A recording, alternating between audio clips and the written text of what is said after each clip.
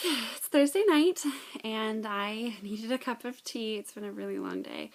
Um, so today's highlights were man choir and women choir back to back for the first time this week, and it was very hectic and also really exciting and fun. With man choir, I decided my approach was going to be that for the beginning of the class, I was going to shut down any bad behavior. I was going to make it so that any of their misbehavings just was not going to be tolerated, and that I made myself clear, like, this is not how we act in this situation. And it was really funny because I was pretty firm, and their reactions were like, "Whoa, Miss Black is scary today," you know? And but then they were very well behaved, and they were very serious. And then they have a couple boys in that group that are like very interested in telling me how to teach, which is kind of funny. There's one boy in particular, and he likes to raise his hand all the time and give me suggestions, which kind of cracks me up. But he just likes to pretend like he knows more than I do. Or maybe he's trying to prove that he knows more than I do, or thinks he does, because he doesn't. But I respect the fact that there are some pretty solid musicians in that group, because it's not all freshmen. It's freshmen, sophomore, juniors, and seniors. So I decided today we're going to work on a couple pieces really solidly. And I had basses come up to the piano at once, and kind of leave a gap so I could still see the tenors, and especially one tenor in particular named Robbie. I wanted them to sing through a section, and then I wanted the tenors to tell me things that we should work on. What did they hear? Did they hear wrong notes? Did they hear wrong rhythms? So that required them to look at their music and listen to the basses, which means they weren't talking, ideally, and then give me feedback. And it worked so well. And of course, they were like, thing after thing, oh, well, their blend wasn't that great, or they got wrong notes. And so I told them 3 things. I wanted to hear 3 things that we could work on with the basses. And a lot of them were cutoffs or not coming in at the same time, and maybe some wrong notes. So, and then they said, well, they didn't all cut off at the same time. So I said, where? Like, give me a measure number. So it was really funny because I could just tell they were like, oh, I gotta think, this is crazy. Opened up their music, and they told me, okay, well, measure this. This S there was lots of S's, and it sounded like all over the place. So that was fixable. And so I had the basses fix those things, and then I had the tenors tell me whether or not, it had gotten fixed. And then we switched and did the same thing. And I was just so pleased with the focus and the amount of work that we got done. And in the end, like, we had a really good time, and we were able to kind of joke around and laugh. And I think the fact that I was really, like, no nonsense at the beginning of the class established a good setting for the fun, creative, goofy atmosphere to come out in a positive way at the end of the class. So I was super, super happy after man choir. Just was like, yes, I feel like that went better today. And then I was very excited for tomorrow. So I don't know if I'm still excited for tomorrow. They're the only class I have at the high school. So then for the women, I presented them with the new seating chart, and it was like I had taken away their Christmas presents, because they came up, and of course it was very obvious, like, yep, you're sitting as far away from her as possible. And it was like pretty clear that I had done it that way. But then I also had girls who were like, I don't sing mezzo, I'm only a soprano, and I can't sing mezzo, I've always been an alto, I've always sang alto.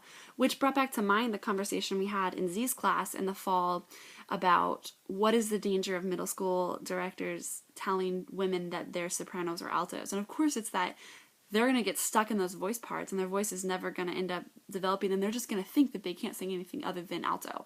Which I had 2 girls today, they're like, I can't sing mezzo, it's too high, I can't do it, I'm only an alto. And it's like, they're 14, like, they can sing soprano. They're not fully developed yet. And these these girls, and honestly, in the songs that we're singing, the ranges are all the same. Like, it's really not like a clear soprano, clear mezzo, and a clear alto range. They're kind of all the same range. So I basically told him, nope, you're singing mezzo because you can sing mezzo, and that's the end of the conversation. My favorite of today, though, was the girl who came up to me and was like, can I please sit next to Annabelle? Because I just can't get my part if I'm not sitting next to her. And she was like flushed, like she was really upset. But she was also one that was constantly talking this last week. So I just flat out told her, I was like, no, you can't sit next to Annabelle because you two can't stop talking. And that's why you're sitting here and Annabelle's sitting here.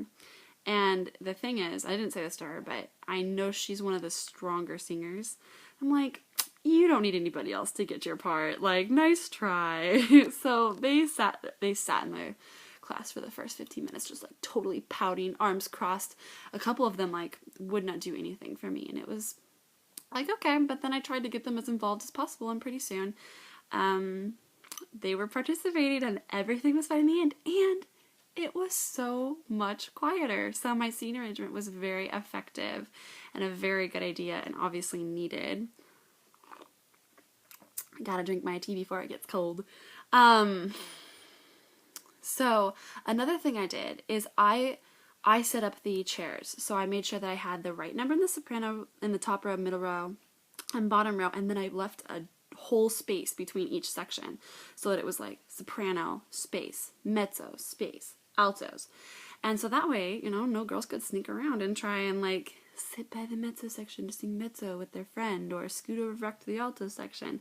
So that was really effective. And my number one goal for this term is to figure out how I can move away from the piano, because the piano is my crutch. Like, it's my comfort zone. I'm very comfortable behind the piano. I'm very comfortable leading from behind the piano. So it's always been going to be my goal this whole term to move away from the piano as much as possible. And so I made those spaces in between the sections so that I could walk up and down between the sections. And one of the songs, the Bim Bam song that they pretty much have learned, I had them do it all a cappella today. And I like had them singing it, and I was walking up and down those aisles and listening, which totally freaked them out. And they were like, oh, but once they got used to it and figured out that it was just going to happen, they were going to have to deal with it. It was totally fine. And they were cool with it. And, it was very interesting to hear some of the things that I heard. I heard a lot of their individual voices, which I hadn't heard before. And then a new problem to deal with, but it's an awesome problem. So one of the exceptional learners in my class, she has a lot of speech difficulty, but get this, she is singing on pitch so well, but she is singing so loud in a very like splatty chest voice. But she's getting the right pitches. They just stand out like the dickens. And so on the one side, I'm just so thrilled that not only is she loving the choir experience, but she's doing really well, and she's singing in time, and she's singing the right notes, and she's mostly singing the right words. And so I'm absolutely thrilled that that's like working out for her so well. And I'm so thrilled to see like how much progress she's made. But at the same time, I'm like, so can I find a way to work with her to get her to produce a sound that's better for the choral ensemble, and maybe kind of help her learn the difference between what a solo sound sounds like or feels like, and what a choral sound feels like. Because honestly, if she just backs off a little bit, I wouldn't hear it it wouldn't be as obvious. Not that I don't mind hearing it, because it makes me so happy that she's doing so well. But I'm also like, can I educate her in, learning about the different types of singing? Because what she's doing now, great solo voice. Like, if she was singing a solo, like, that's the type of volume that she would want to have. And so Brett suggested that I have a mini private lesson with her on Monday. I don't know how I feel about that yet. So I'm going to think about that this weekend, and maybe think about some strategies to work with her and how I want to do that. But I think that maybe she could really find a good a good choral singing voice, because she is doing so well. So it's exciting, and it's also, I'm like, oh, okay, I have a really big task to take care of, and I'm just not sure how to go about talking to her about it, and maybe how to go about teaching her about the right type of singing. So lots to think about, but it was a good day. Both rehearsals just went so well, and even though women's choir hated me for the first 5 minutes of class, like, we had a great rehearsal and we got a ton done, so I'm thrilled. And I called my mom after school today, just absolutely ecstatic. I just felt really wonderful about the progress that we made today. So here's hoping to a great man choir rehearsal tomorrow, and